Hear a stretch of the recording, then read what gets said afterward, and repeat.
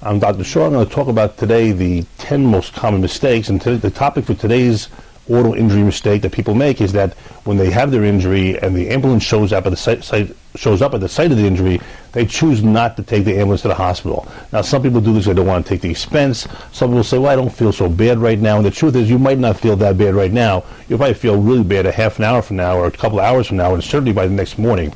There's a number of reasons why people choose not to take the ambulance to the hospital. I can tell you that it's a very important thing to do for a number of reasons. From a clinical perspective, there are injuries which oftentimes go undiagnosed or unrealized right away. You can have a slow leak brain injury, which is like an aneurysm type of injury, where your brain has a slow blood vessel leaking in there, and 3 days later you die. You can have minor and undetected injuries, which you don't appreciate right away. Another perspective, which might not be clinical, but it's important to know, is that the severity of your injuries is documented by how you treat the injury immediately after the injury.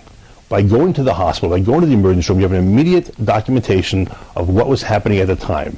It's something your lawyer could use to help document the severity of the injury and why it required going to the hospital. And also, it'll give a baseline of information. It might be radiographic information or just clinical information from the emergency room physician that your treating chiropractor could use immediately to make an assessment of what your status might be for the future. Both of these aspects are very important. Not going to the hospital by ambulance, if it's available to you and if it's necessary, is a big mistake. Give us a call. We'll be happy to help you with your injuries.